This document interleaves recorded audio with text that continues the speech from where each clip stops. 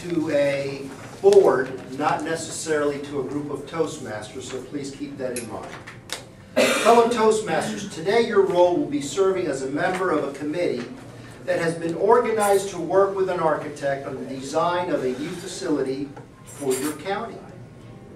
As a member of this prestigious committee, you are hearing for the first time his views about the operational style of your new county jail.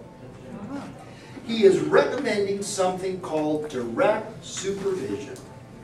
Although you may not be familiar with this term, you are certainly that the county wishes to be tough on crime, and this facility should reflect these views in both the design and operation. Please welcome Tim Gibson, AIA, with the Altamont Springs firm, Get Her Done Architects. Please welcome.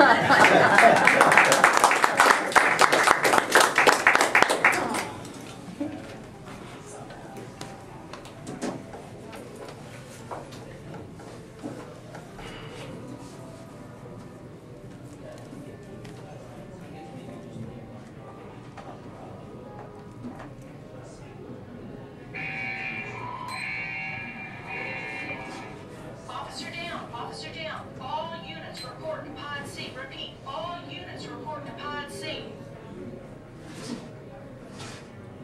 Here's the situation. Central Control has noticed that Officer Johnson has not checked in after his tour of Pod C. Upon inspection of the day room camera, the control officer sees that Officer Johnson is lying prone on the floor. Inmates can be seen moving away from him. Emergency call goes out. All officers need to respond. Pod C. The officer is found unconscious, bleeding from a head wound, but is breathing normally. Medical personnel are summoned to the cell pod. The officer is taken to a local hospital for recovery. Upon review of the recorded camera footage of the day room, an inmate can be seen attacking the officer. It appears that the attack was unprovoked. What's odd about this particular attack is that the inmate was really considered to be minimal risk. He had showed no signs of aggressive behavior. As a matter of fact, he was arrested for a very minor offense, a nonviolent offense. So what is my objective today in my speech? Is to convince you that this did not have to happen. To be able to predict human behavior requires direct observation, not periodic observation. And what I want to talk to you about today is the concept of something called direct supervision. Before I proceed, I really must explain what this term means and what the implications are. Direct supervision is a management style of operation of a jail in which the personnel, control room officers, are actually in the day room 24 hours a day with the inmates. Direct supervision, they're directly supervising the inmates. However, most jails don't operate in this mode. The majority of them operate in what we call an indirect supervision model, in which staff are in control rooms. They're monitoring the inmates by camera, video camera, or maybe direct views through a piece of one-way glass to see what they're doing. Officers periodically tour through this facility to see what's going on. And actually that is sort of the point of the conversation today, the periodic observation versus constant observation and constant supervision.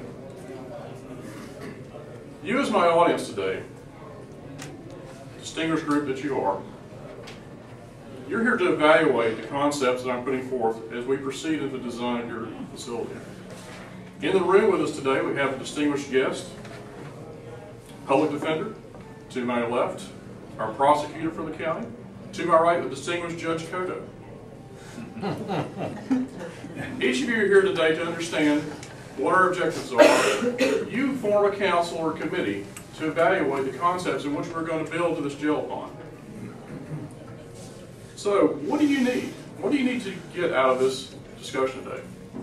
Well, the objective is to minimize risk for the county.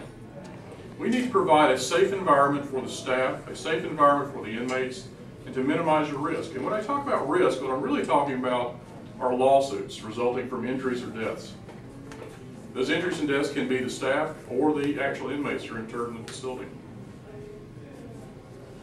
So in other words, to understand this risk, we need to talk about what some of the benefits of the direct supervision model are.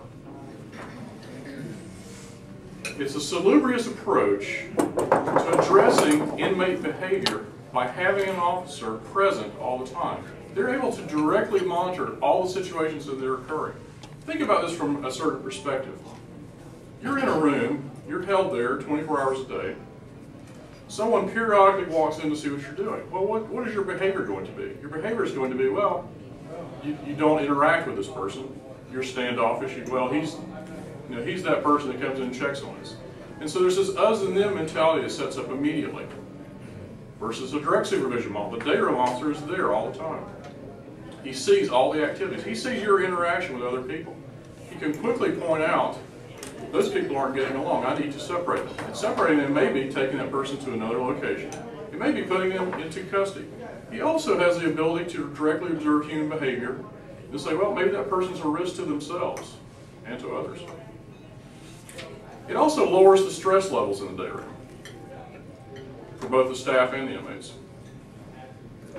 It also has a lower cost of construction. Now you may ask, how is that possible? Well, you're not really required to build the level of detention hardness that you would normally see in an indirect jail. You don't have to put people in cells. You can have them in a dormitory setting. You don't need to provide everything to be completely locked down because the officers are observing the behavior. So we're going to design what we consider to be normative environments or more normative environments. There is daylight in the day room. There is access for the inmate to recreation, to visitation. There are activities that occur in the day room such as television, playing cards, interacting positively with people. And it's a strange situation that develops. We as human beings want to interact positively with people. Even people that have committed crimes, believe it or not, still want to have positive interaction with people. And when you remove the interaction, hostile behaviors begin. So what's the plan? In order to create a more normalized environment, I'm proposing that we build virtually no cells. We're going to build dormitories. And within these dormitories, the inmates will have access to all these functions that I discussed earlier. 24 hours a day, the inmates will have access to these functions. Now that doesn't mean this is an open situation in which the inmates can do anything they want. It's quite the opposite. There are a set of rules that everyone must follow. And if the inmates and the behavior isn't conforming to those sets of rules, then we have another environment in which we can put people into, and it's called segregated housing.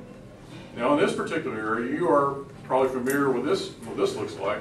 It's individual cells and people are held there 23 hours a day, released 1 hour per day for recreation. They're completely isolated from all contact with other inmates, and they're held there until their behavior is corrected. So what would the overall results be for this? Less disruptive behavior of the inmates, segregation of the troublemakers, the ability to stop violence before it starts, and this is the key point. Provide a more positive environment for the staff and the inmates. There's an old joke that goes around about jails. As most people are aware, inmates come and go. The average length of stay of an inmate is about 23 to 26 days. But the staff is there for life. Direct supervision model is nationally supported by the American Corrections Association and the National Institute of Corrections as the method to operate jails.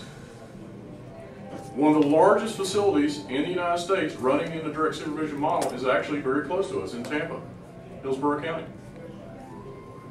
So the naysayers would say this doesn't work. There's some myths that are associated with it. The costs are too high.